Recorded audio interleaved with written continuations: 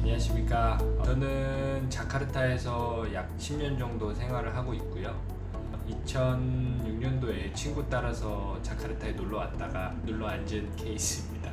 첫 직장은 2012년도 한국에서 취업을 했는데 제가 인도네시아 말을 할 줄 알다 보니까 회사 쪽에서 이쪽으로 파견을 보내줘서 그 이후로부터는 그 회사를 그만두고 계속 여기 현지에서 직장을 찾아서 약 7년 정도 직장 생활을 했고 지금은 2년차 작은 화장품 유통 사업을 하고는 있습니다. 제가 느꼈던 점들을 팁을 좀 드릴 수 있도록 오늘 팁 위주로 설명을 좀 드리도록 하겠습니다.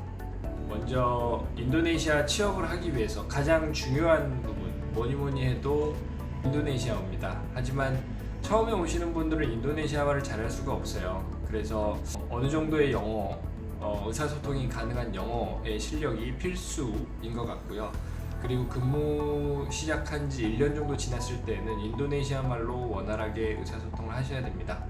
하지만 인도네시아가 생각보다 의사소통하기까지는 그렇게 오랜 시간이 걸리지 않기 때문에 큰 어려움은 없을 것 같습니다.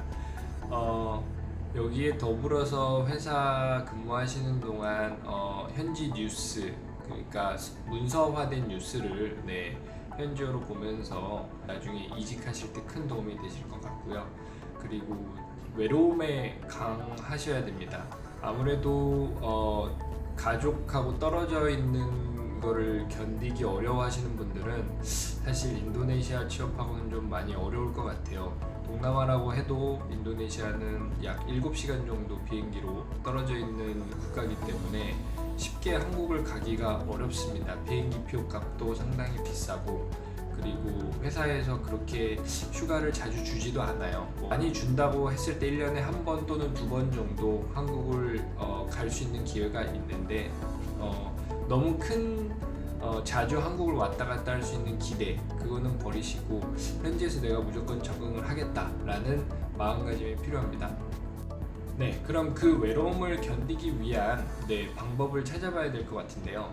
본인이 혼자만의 시간을 잘 보내는 사람이면 정말 적합하지만 친구들도 만나고 해야 되기 때문에, 물론 현지에 또 젊은 한국 분들도 많습니다. 하지만 제가 추천드리는 거는 현지에 있는 그 어떤 공부도 좀 하고 좀 배운 이제 친구들, 물론 직장 통해서도 많이 구하실 수 있을 거예요. 그런 친구들을 찾으셔가지고 같이 여행도 다니고 그러다 보면 외로움은 쉽게 극복할 수 있지 않을까 싶습니다.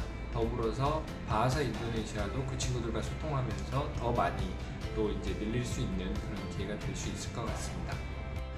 인도네시아 같은 경우는 교통체증이 어마어마하기 때문에 사실 방과 후에 본인의 시간이 크게 많이 없을 수 있습니다. 한국 같은 경우에는 학원을 다닌다든지 모임을 한다든지 하는 경우가 대부분 있는데, 인도네시아에서 이제 막 취업을 한 상황이면은 업무 숙지를 위한 시간도 있을 뿐더러 이제 언어도 힘들고 또 문화에도 적응을 해야 되기 때문에 한 1년 정도는 내가 회사에서 사실 회사에 있으면은 인터넷도 할 수도 있고 많은 정보들도 얻을 수도 있고 사실 책상도 있잖아요. 그래서 인도네시아 공부를 하는 거를 추천을 드립니다. 그래서 방과 후에 내가 뭔가 나만의 취미 시간을 갖는다기보다는 이렇게 공부를 하는 것도 저는 첫 1년 동안은 이후 1년 이후에 생활을 기대를 했을 때는 그 방법이 훨씬 본인한테 이득이 될 것 같다고 생각합니다. 자, 그러면 취업을 어떻게 해야 되나? 가장 중요한 부분입니다. 구인구직 사이트에서 인도네시아라고 쳤을 때 인공고를 많이 보실 수 있습니다. 코트라에서 하는 월드잡이라는 그런 프로그램도 있습니다. 그 프로그램을 통해서 지원하실 수도 있고, 또 인도네시아에서 세계 대우 협회라는 곳에서 이제 하는 그런 프로그램도 있습니다. 그래서 이제 어학연수를 시켜주시고 어학연수가 지났을 때 취업 알선까지 이렇게 해주는 프로그램도 있기 때문에 그런 프로그램을 통해서 들어오시는 것도 좋습니다. 하지만 본인이 스펙이 되시고 본인이 어느 정도 직장 경험도 있다고 하시면은 헤드헌터나 구인구직 사이트를 통해서 직접 연락을 하셔서 화상 면접 등을 통해서 면접을 보신 다음에 이쪽으로 오셔서 근무를 시작하시면 좋으실 것 같습니다. 많이들 궁금해 하실 것 같은데요. 그럼 복지나 연봉, 혜택은 어느 정도 되는지 너무 궁금하잖아요. 사실 저도 처음에 시작할 때는 한 2,700불 정도 신입 때 받았었던 것 같아요. 상당히 많이 받았었어요, 사실은. 그래서 그 정도 되면 한국 돈으로 300만 원이 넘는 돈이었는데 거기에 이제 뭐 기숙사도 제공을 해주셨고 이제 회사 차량도 이용을 할 수 있게끔 해서 따로 교통비와 식비가 안 들어가는 그런 상황이었는데 공단에서 사무직으로 근무를 했었기 때문에 도심에서 일하는 그런 갈망이 있었습니다. 그래서 과감히 그만두고 한국의 대기업의 관리직으로 입사를 했었습니다. 그때 당시에도 거의 비슷하게 맞춰서 했었는데 사실 도시에서 살려고 하니 집값도 제가 내야 되고 사실 뭐 택시도 타야 되고 그때는 차도 없었으니까 그러다 보니까 급여는 조금 올랐지만 생활비가 엄청나게 많이 나가더라고요. 그래서 급여를 내고 하실 때 어떤 회사들은 이제 어떤 사택 형식의 기숙사를 제공을 해주는 경우도 있고 집값을 이제 보조해주는 경우도 있는데요. 잘 찾아보면 자카르타에서 한 300불에서 500불 사이에 그런 원룸, 제가 지금 살고 있는 곳도 그런 곳 중 하나인데 그렇게 이제 감안을 하시고 입사 지원하실 때 조금 요청을 하시는 것도 방법인 것 같습니다. 급여는 천차만별입니다. 본인이 어떻게 내고를 하느냐. 하지만 이제 대부분 여기서는 또 회사들이 이제 세금을 내줘요. 외국인 세금이라서 그런 건 아니지만 사실 세금이 굉장히 많기 때문에 굉장히 많고 또한 이 세금이 인도네시아 정부로 가는 거기 때문에 회사 쪽에서 부담을 해주는 경우가 많습니다. 하지만 모든 회사가 부담을 해주는 것은 아니기 때문에 이런 부분들도 사실 확인을 하셔야 될 것 같습니다. 그거를 감안해서 본인의 테이크홈 페이가 어느 정도 되는지를 한번 확인을 해보셔야 될 것 같습니다. 보통 우리나라로 따지면은 대리급 정도 되는 분들의 급여가 한 300에서 350만 원 정도 된다라고 이제 생각을 하시면 될 것 같습니다. 그 외에 부수적인 것들 뭐 차량을 지원을 해주시는지 또는 아파트비를 조금 50%를 보조를 해주신다든지 이런 거는 본인이 내고를 하기 나름이고 회사마다 규정이 다 다르기 때문에 정답은 없는 것 같습니다. 자, 그러면은 자카르타에서 왜 취업을 해야 되냐, 인도네시아에서 왜 취업을 해야 되나 라는 부분입니다. 그렇게 사실 뭐 급여를 많이 주는 것 같지도 않은데 뭐 중동이나 뭐 다른 국가에 비하면은 그러면은 왜 내가 자카르타에서 일을 해야 되지? 라는 의문점이 있으실 수 있으실 텐데요. 사회생활을 자카르타에서 5년 정도 하신 분들은 사실 한국을 못 가실 거예요. 왜냐면은 그 뒤로부터는 이 현지에서 이직만 하시더라도 뭐 4-5천 불 정도는 충분히 받으실 수 있으시기 때문에 어떻게 보면 나만의 기술이 생겼거든요. 그 기술이라는 거는 인도네시아어, 인도네시아 문화, 그리고 인도네시아에서 돌아가는 행정 시스템, 본인이 맡고 있는 그 업무에 대한 경력까지 합쳐지면은 사실은 그 이후에 자카르타에 수많은 한국 기업들이 있기 때문에 그 안에서 이직하는 것은 그렇게 어렵지 않습니다. 그리고 자카르타나 인도네시아에 처음으로 진출하는 회사도 사실은 경력자를 더 선호를 하기를 해요.